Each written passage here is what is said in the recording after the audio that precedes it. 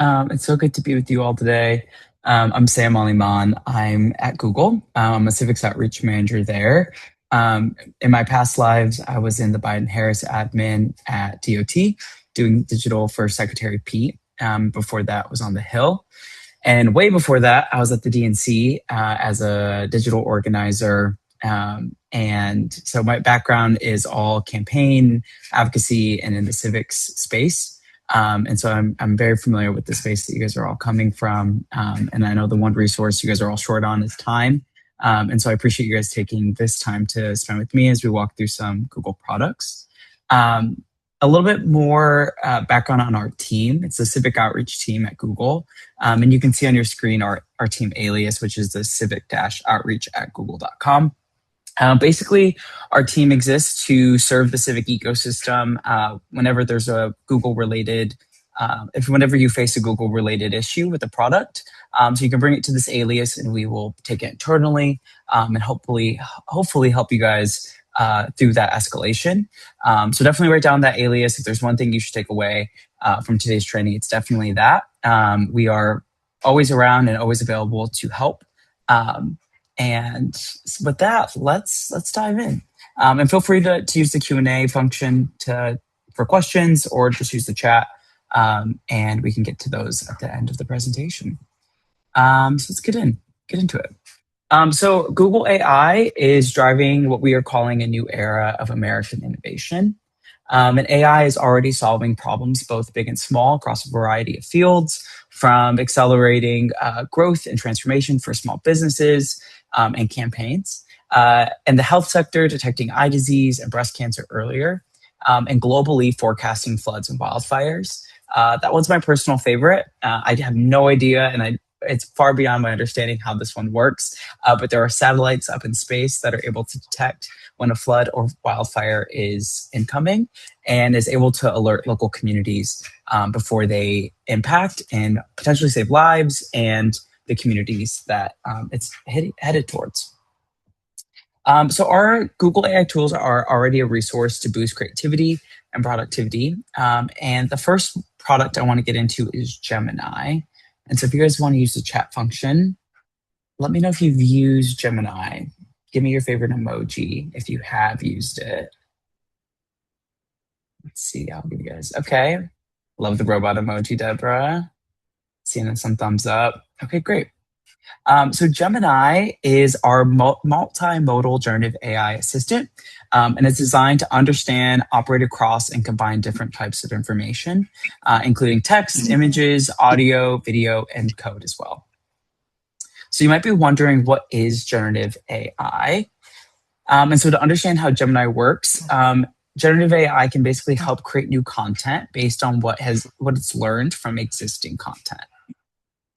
The process of learning from existing content is called training, and through this training, a statistical model is created. So when given a prompt, generative AI uses a statistical model to predict what an expected response might be, and this is what generates that new content. So for example, peanut butter and blank is more likely to be followed by jelly than shoelace. And because of this, generative AI can not only create new text, but also images, video, and audio. So that's just like very basic AI 101. So when you are in Gemini, you get started by using what we call a prompt. And so the stronger the prompt, the stronger the response. And so the way you ask Gemini these questions really makes a big difference in the quality of the responses you get. And so here are just a handful of elements that you can use when drafting a prompt. So the first one is by giving it a role. So give or put Gemini in like a relevant position, define the goal, give Gemini a really clear aim, specify the audience, tell Gemini who is reading the output, set a restriction or a style, and this kind of guides Gemini by establishing that output, and then format the result. So explain to Gemini how you want your response to be formatted. It's not necessary that you need like all of these to have a really good response, but each one can play a role depending on what you're looking for.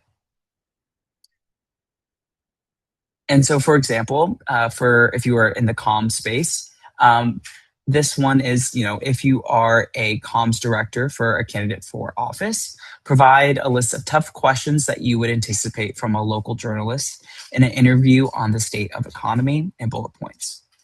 So this prompt kind of uses all of those elements as you're drafting. And from there, you would see a response really quickly. Actually, I will demonstrate for you what that prompt will look like. If you'll give me 2 seconds to pull up Gemini.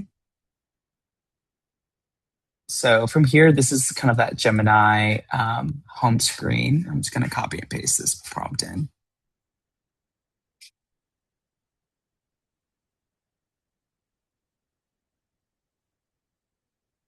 So this one is for a candidate for office.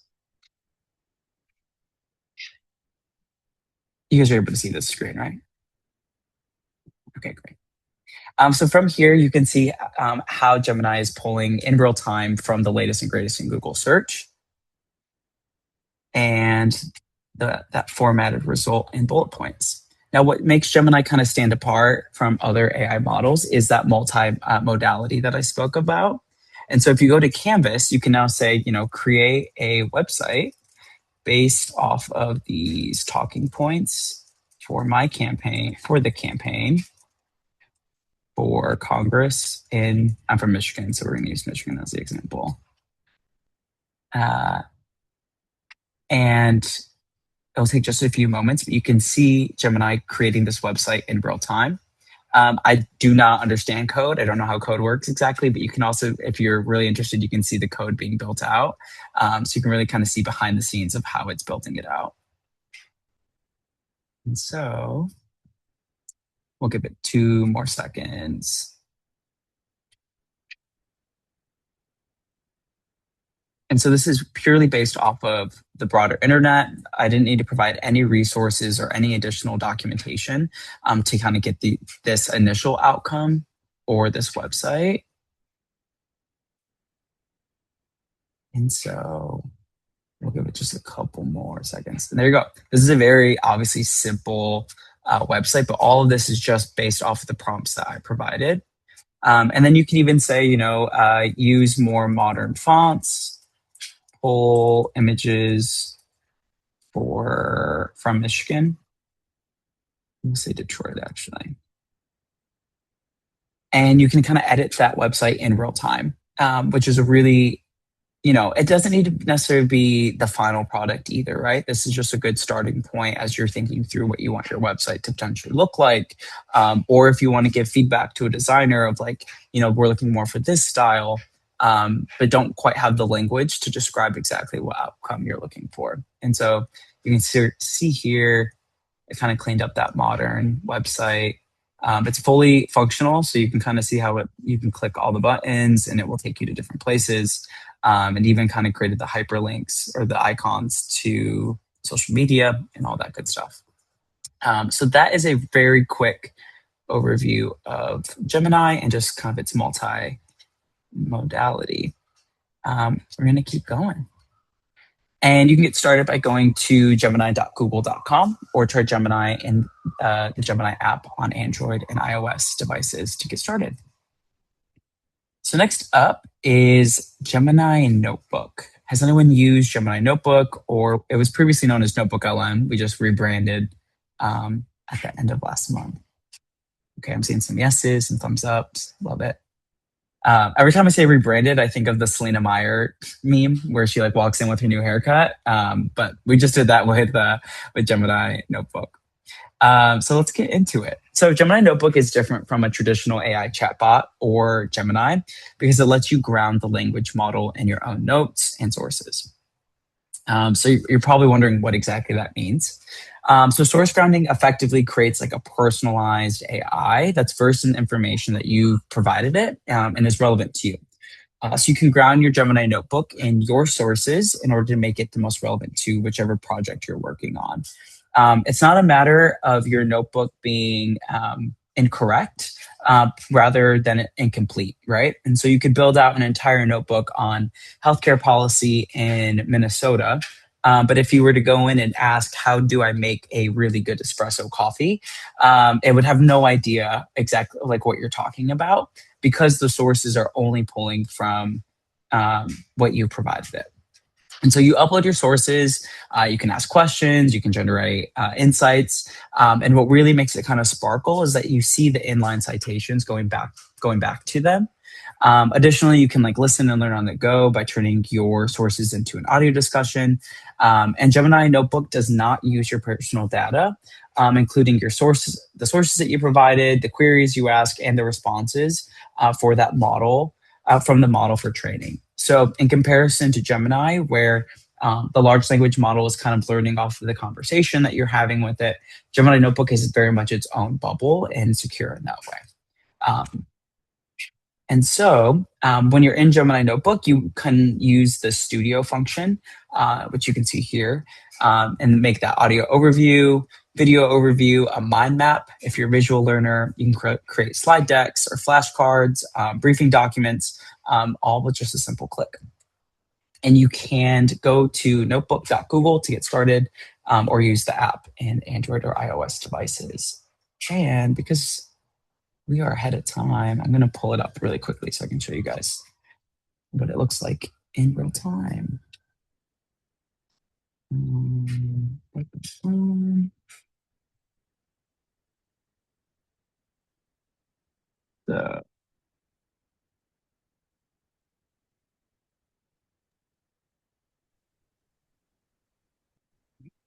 so sorry.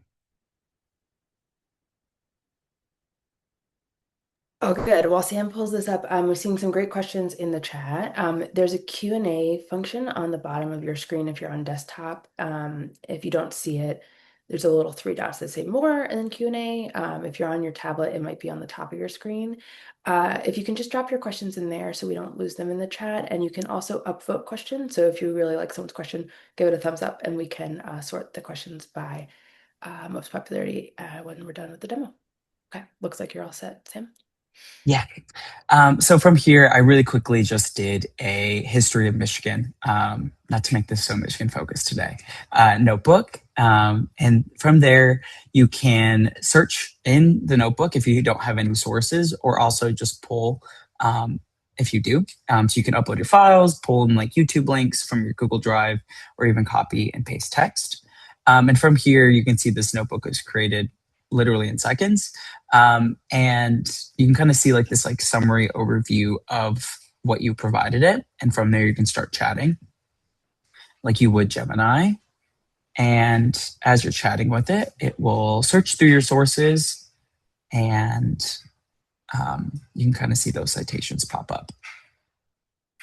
I like to demo this live because it's a great way. You can kind of see like how quickly these things can turn around. Without a lot of pre-work, which I think, especially when you're in the campaign space and you're hustling and bustling, it's a great way of knowing just like if I need to learn something really quickly, I can upload this article or like, these talking points into the deck or into the notebook to learn on the go. This one's really taking its time. So as it's populating the response, oh, here we go. You can see these citations kind of scattered throughout, and you can kind of click on it to see where exactly it pulls from. So you can always fact check in real time to make sure like the responses are accurate to what you're seeing in the chat. This is again that studio function that I mentioned. The mind map is great if you're more of a visual learner. Audio and video if you're more of an audio or visual learner. And again, you can kind of generate different briefing reports and documents all within here. Based off of the documents that you've provided it, there are some like AI suggested prompts that are kind of populating here as well. And so here you can see like it does more summaries and case studies based off of this more history-based notebook.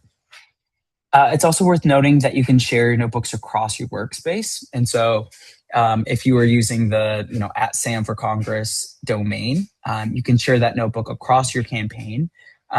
So if you're onboarding new folks, or if you are just looking to only share it internally, you can do just that. and you can restrict what people can, how people can view it and how they can use it. Um, and yeah, that is a quick overview of Notebook LM. And let me go back to the deck. Okay, great.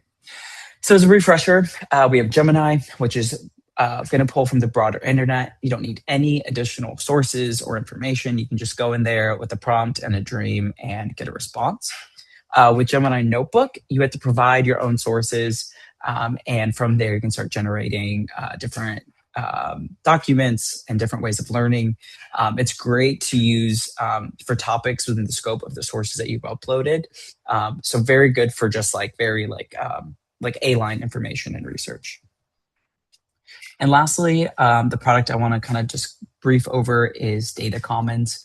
Again, this is a personal favorite because we're Data Commons is kind of based on Google's original premise of organizing the world's data into one location. And as you all know, there are millions and millions of CSVs and data files out in the ether from the United Nations and academia, but no one's able to really read them, or at least not the everyday person has the time to kind of go in and organize all this information. And so what Data Commons does is it brings it all together into one location, so users can ask very simple questions and be able to kind of see the breadth of all that data that's out there already. And so you can go in with a question like, what's the most common job in Minnesota or Texas or wherever that may be? And you would see a response that looks like this. This is great for when you are maybe new to a community that you are campaigning in, or you're looking at the constituents that you're working for, and you kind of want to know where they might be, what they might be doing, who's relying on public benefits like SNAP, or things like of that nature. And so it's a great way of just kind of quick research, all built into like one location. And so it's great. It's a great product, and you can try it for yourself at datacommons.org. Lastly, just kind of want to talk about Google's approach to AI. So as we continue to incorporate AI and generative AI into more Google experiences, we're trying to be bold in that approach, but also responsible. And so as folks are generating images in Gemini, there is a watermarking tool that is embedded directly into those images. And you cannot erase it, you cannot remove it from any of that content. And as those images appear in Google search, we're making sure it's noted that that content is AI generated, so folks know exactly where it's coming from. And AI needs a secure framework that and applied standards that can keep pace with its rapid growth. This is a technology, obviously, with so much potential, but we're also very understanding and clear-eyed about the risks that exist. So in 2024, we introduced the Coalition for Secure AI to advance comprehensive security measures for addressing the unique risks that come with AI, for both issues that arise in real time and for those to come.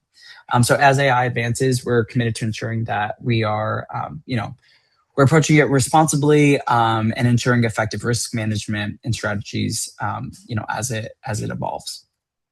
And then lastly, we believe that users should have information to make informed decisions when viewing election ads that contain synthetic content. So image, video, or audio that's generated in AI. And so as that's used in election ads, it needs to be very prominently displayed.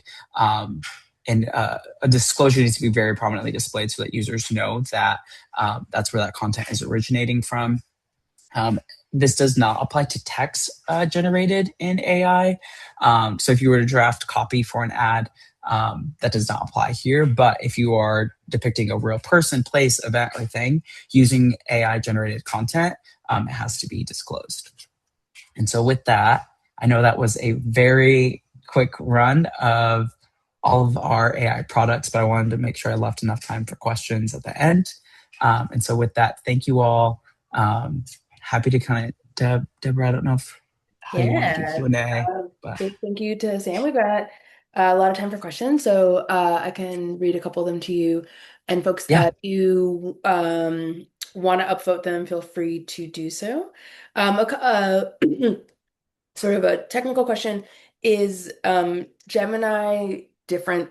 Can you explain the difference between like accessing Gemini through Google's search bar and the app? And like, are they the same or are they different?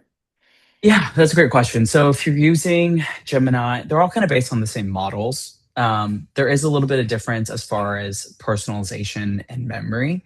So if you're using Gemini on the actual platform, your chat, if you don't have temporary chat turned on, you can keep going back to the same conversation as like a kind of a refresher.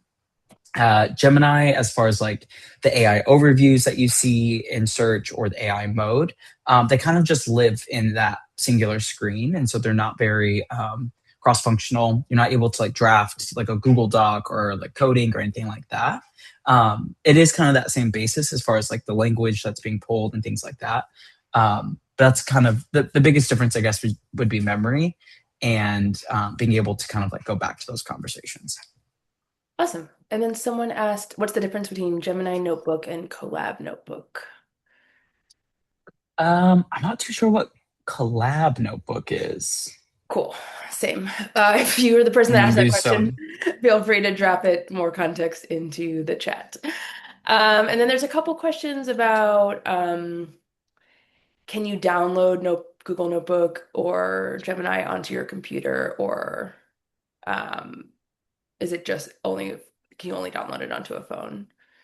Yeah. So as far if you're on a desktop, it's all web based. There's no apps for Gemini Notebook. There is an app for iOS for sure for Gemini. Um, but if you're on an iOS or if you're on a mobile device, App Store definitely recommend. If you're on a desktop, I would just use the website. It's a lot simpler. And if you're doing that kind of cross Google Doc, all those type of things, it's easier if you're just in the browser, at least for now. Awesome. And then there's some questions about data security and around Notebook. I think particularly does Notebook access the internet and does it use the uploaded sources to train AI? Gemini Notebook does not. It is purely its own bubble. Again, it's kind of built on those Gemini models, but it doesn't train it in the same way that just normal Gemini.google does train based off of the conversations that you have, or if you upload a document, an image, or anything like that.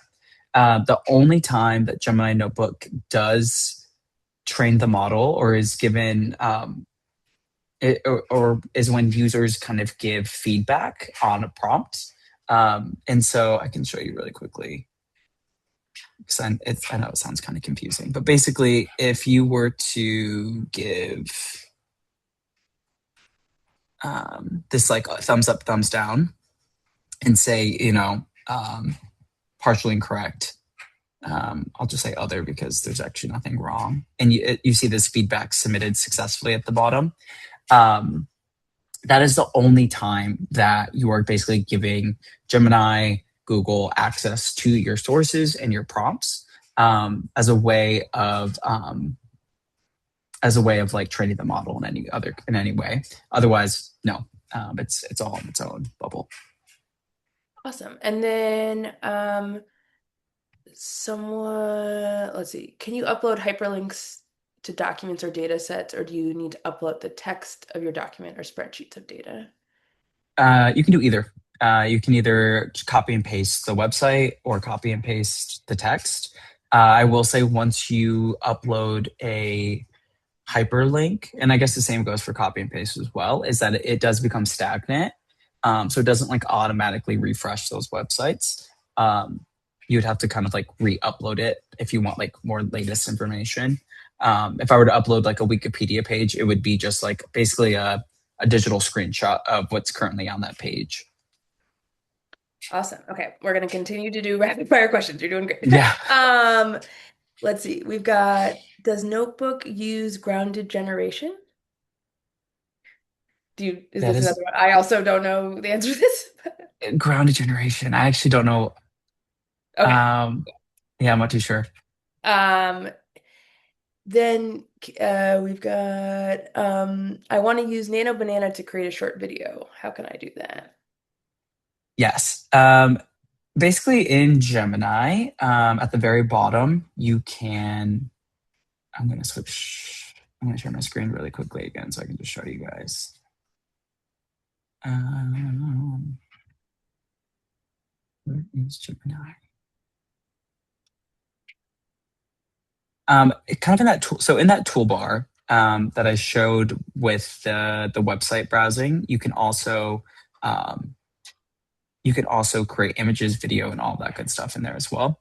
And so you would just kind of press create video, and then you could say, um, whatever you're looking for, a river, going down a creek, or um, anything like that. Awesome. And then there's a bunch of questions that are kind of getting at like, do you have recommendations on privacy and data security when using Gemini? Great question. I would say two things. The first one is a little more broad, but different campaigns, different organizations, offices, you name it, have different policies around AI usage. I think the biggest misstep that folks can have is by not having one or not being clear about it. And so a lot of it goes down to kind of user preferences as far as like what are you uploading to Gemini. What I've worked with a Senate office, and their main rule was just nothing can be originally generated content, right? And so um, to make sure, like, I guess, have that policy conversation first about what you're uploading, what's allowed, and then from there going into the user settings and turning on and turning off. How long do you want your shared history to exist? Do you only want to use temporary chats, and so that memory um, doesn't stay on your account? And all those things are very much kind of like down to the user settings. I would say when you're first getting started, it's very much a sharing relationship with Google as far as the prompts that you have and the memory. You have to go through and kind of turn those off based off of what you're looking for. But in the campaign or in any space, having that conversations, if you're like leading the IT of like what you're uploading and what you're not, is also a very good place to start. This goes for any AI product. And I know Gemini Notebook is kind of its own bubble, but like you never want to upload proprietary information or anything that you just broadly wouldn't put um, you know, you wouldn't put in a Google Drive basically into AI. In the same way, you can't go into Google search and type in like Sam Aliman's social security number and you can pull it up from my Google Drive. It's the same thing that kind of goes across the board for any of these products. And so definitely, work with the IT folks in your office to make sure that like the right settings are turned on and turned off, and having those conversations, campaign to campaign of what you guys want to use the AI for. I think all those kind of play different roles in that security. Awesome. Okay, we thank you so much. We didn't get to all the questions, but I think we've concluded our time with Sam. I know there were some questions about Gemma. Sorry, I assumed a typo, but and some other questions about using NotebookLM for fundraising. Hopefully, we can chat about them during office hours. And Sam, is there a Google Civics email folks can reach you at? Yes, you can reach us at, here, I'll put it in the chat right now. Civics-outreach at google.com. And then I'm also putting my email in the chat as well. Feel free to reach out to civic outreach at google.com for any questions that you might have. If you want to say I did an amazing job, my boss also sees that alias. If you want to tell me I did a bad job, feel free to send that to my email, or any questions that I can look into for you guys. More than happy to. But thank you guys for having me. The last thing I'll say is I'm also an Arena alum. I don't think I said this at the top of the call. And I love every Arena call that I get to do with you guys. So thank you for having me. Thank you for your questions. And hope to see you guys on the next one. Awesome. Thanks so much, Sam, for being here. Thanks everyone for being here. Sam is going to head out, and I'm going to pass the mic over to Santiago, who's going to lead us through some office hours. But big shout out to Sam, and thanks for everyone's engaging questions. Huge Santiago, shout I out to will pass it. Sam. Thank you, Deborah. And yeah, always great to have an Arena alum grace the stage and take us through the latest and greatest. And we're going to continue on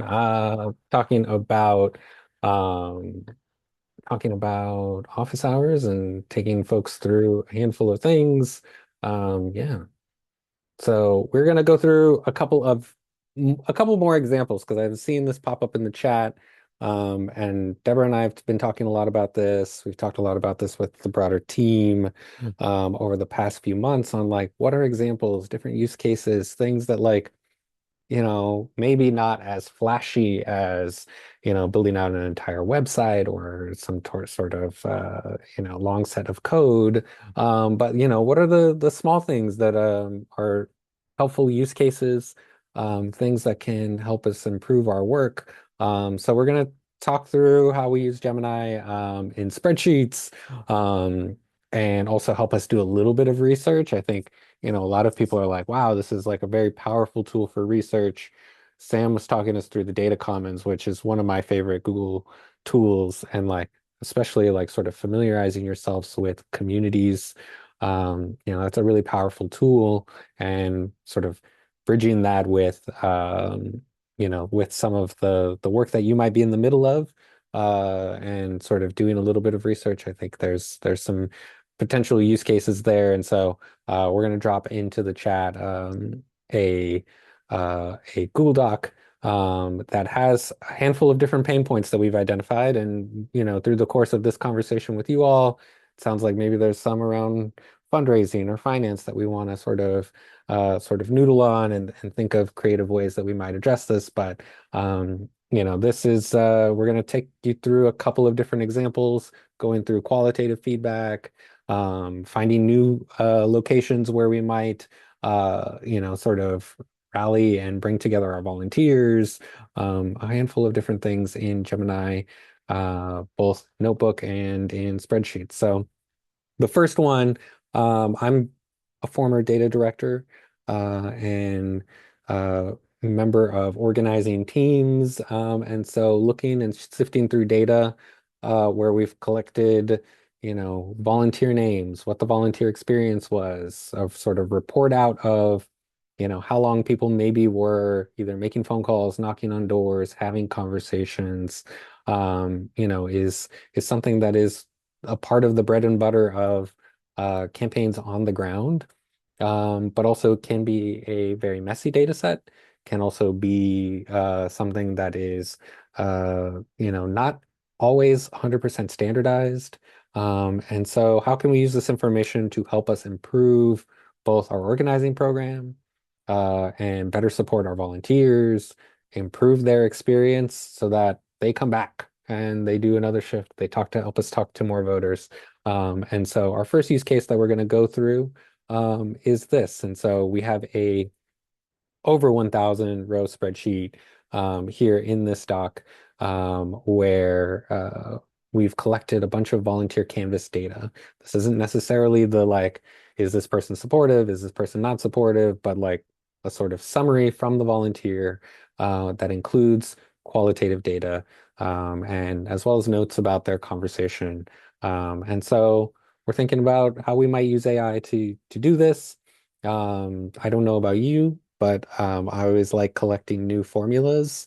And in addition to your index matches, your count ifs, your VLOOKUPs and concatenates, there's a new formula on the horizon. It's called equals Gemini. So Gemini, the new Gemini formula, brings Gemini into Google Sheets, which is a very powerful and exciting thing. And so I'm going to break down the the sort of formula syntax, but it uses equals to open up the Gemini formula, type in Gemini, open parentheses, and then in quotations would be your prompt that you would give if you were opening up something like NotebookLM, Gemini Notebook, and typing out, sort of giving the instructions and saying, hey, categorize issues that voters raised on the door into exactly one of these categories. And then you lay out the categories. We have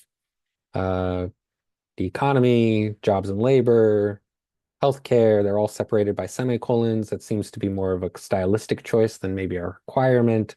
Um, Environment, social security. You list off a bunch of different issues.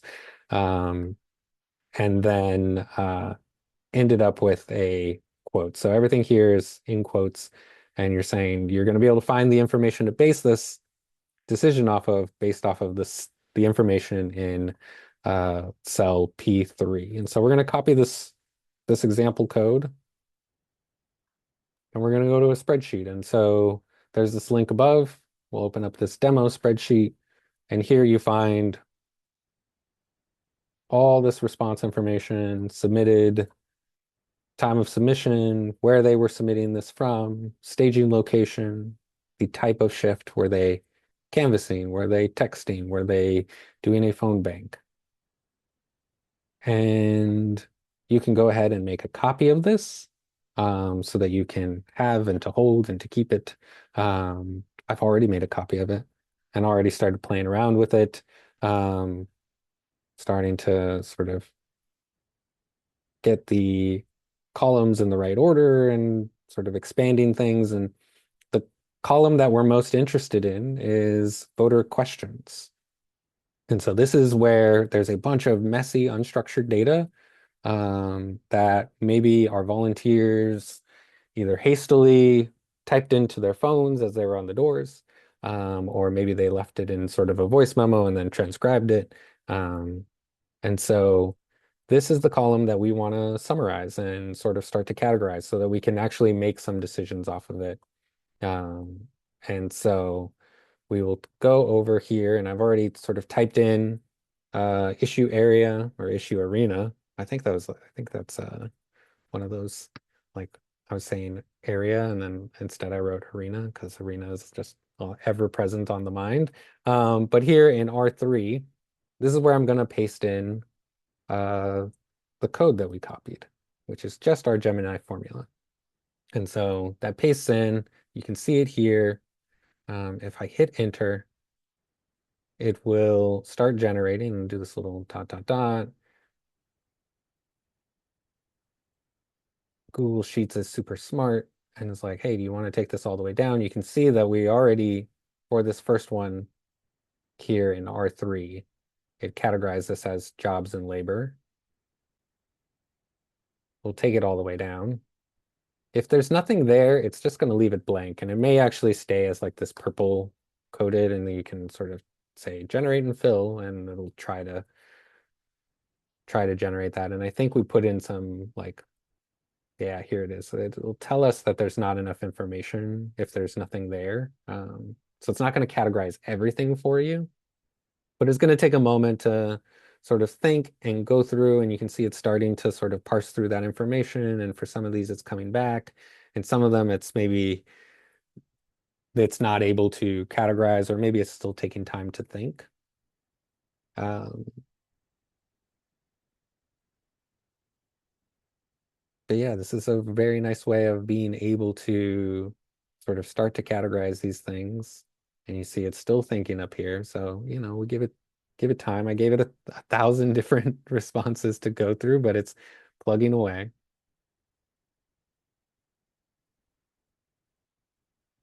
But what you can do once this is done filling in is like, sort of starting to,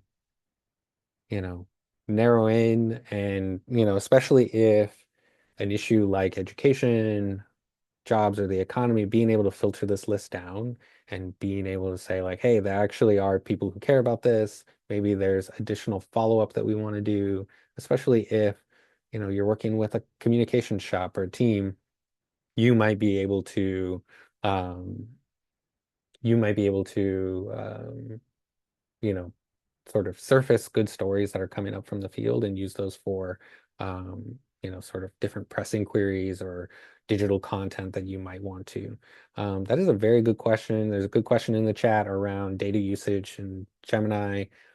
I think, I mean, that's certainly something that I would sort of be conscious of, especially if I was like, do I want to, run this, you know, several times, and keep sort of regenerating this prompt. I think that's definitely something. I don't exactly know, how many tokens or anything that this sort of operation would take up. You could take steps to sort of filter it down so that like maybe we're not going to run it on ones that don't have any or a certain amount of information. But I think that could also be something that you know you want to be conscious of as you are playing around with this. And, it certainly gives you the ability to, um, to play around with it, but also, and categorize data in a different way, but also just being mindful of how much you're using this. Other questions related to this example?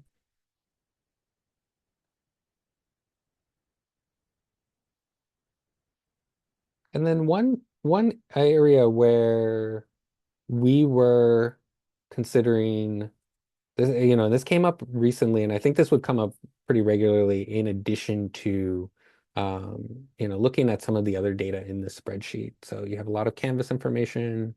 You have volunteers sort of centralizing either at offices, or they are, sort of getting together in, homes in their community. And so part of this is like also, you have a lot of information about volunteer engagement, quality of volunteer engagement, what that experiences look like, and like one of the things, and this is all sort of fake anonymized data, but one thing that as I was sort of going through this, and if I was going to maybe sort of take this after sort of running that prompt, I probably would put this into a pivot table and, you know, take a look at, sort of what kind of trends we might be seeing. So I'll go to insert, pivot table,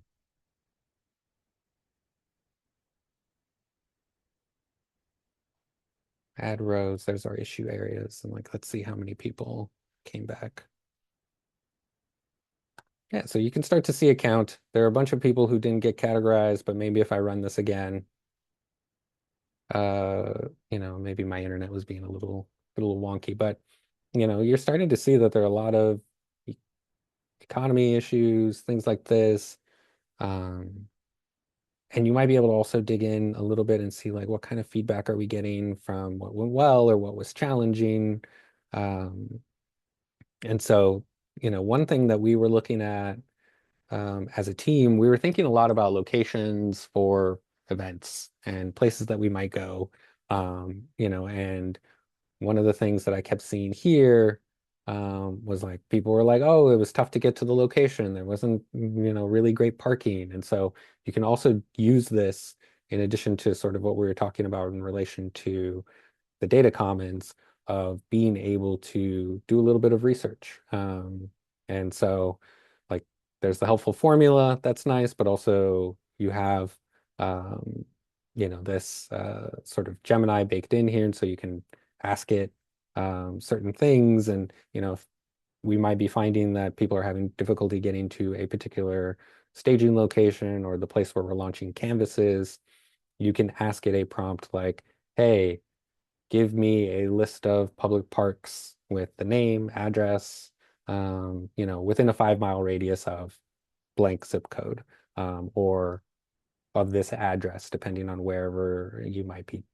sort of taking people. So the example in the doc here, very simple prompt that you use in the same spreadsheet, but creating a list of public libraries, name, address, hours of operation. These are oftentimes places where you can either just, get together with meet up with your volunteers to launch a canvas, and everybody heads out from there. And so it's oftentimes a nice place to meet up. Sometimes these public libraries are also places where might be good spots for voter registration, or might be spots where, drop-off boxes for ballots might be. And so creating a list like this is like just some very basic research that can be really helpful.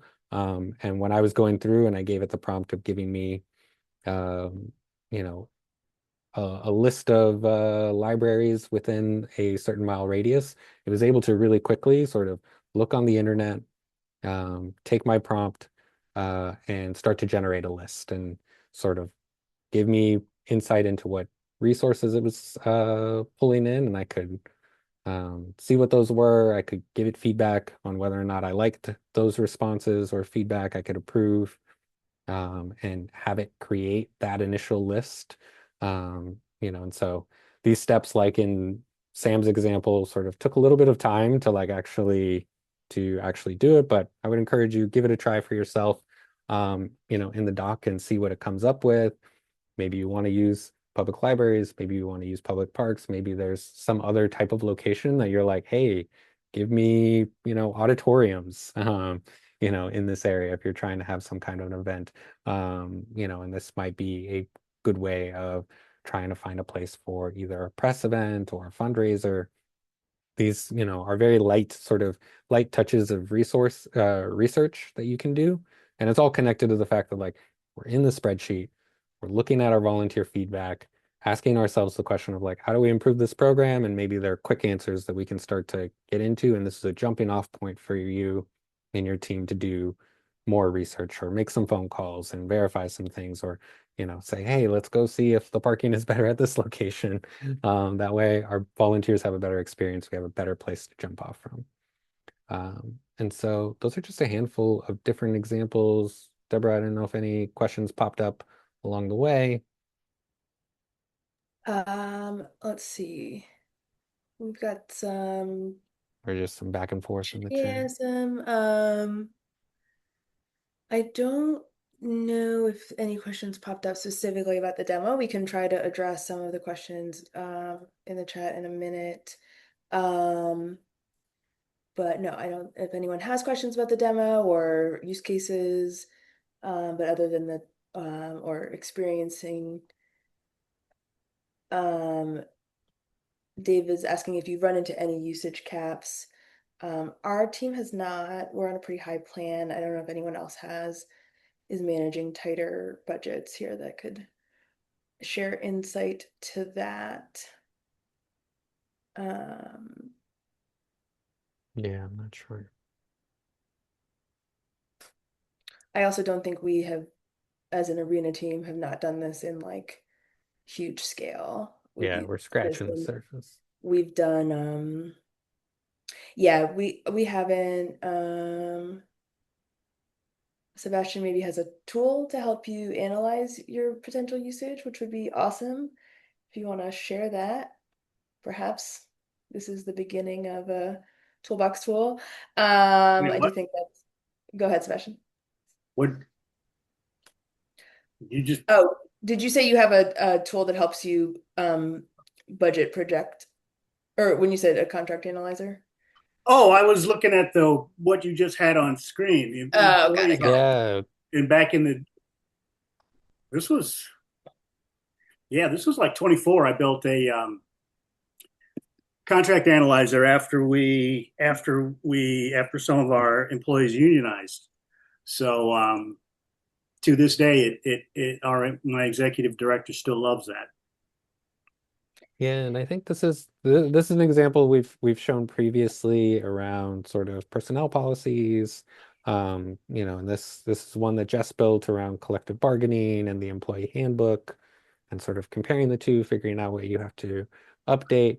Deborah and I were talking about this, and I think this is a good one for this example that we started to talk through. I think is a good one for um, Gemini Notebook specifically.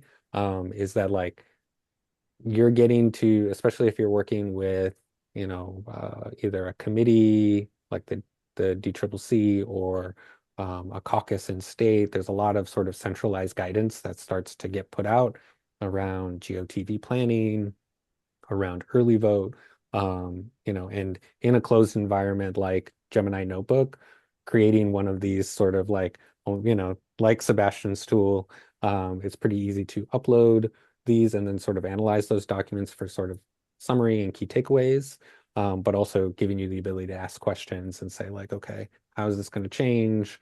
And sort of start to get ahead of some of the questions that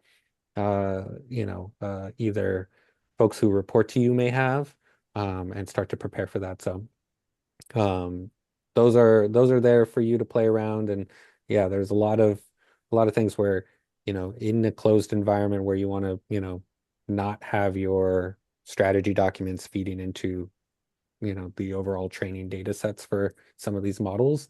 Gemini Notebook is a really good place where you can leverage some of the AI technology and still sort of keep and protect your data, Sam was talking a lot about towards the end around, hey, if you don't have your AI policy, in place, get on it or ask around. And so here at the bottom of the document, we have, some examples here of things to keep in mind when creating that policy, some templates, examples from other organizations in the space. You don't have to start from scratch. And so those links are here in that document as well. It, I just dropped a link in the chat. It's to a site called Voyant Tools. If someone's really interested in putting their contract or a super dense document into an LLM, Voyant Tools has a bunch of tools that are able to break down large corpuses of text into smaller, easier to process pieces for an LLM that reduces a tremendous amount of probabilism, and just makes your life so much easier just in case something happens and someone says, hey, this isn't what it says it is. Love Dropping that. that in there. Love it. Thank you for sharing.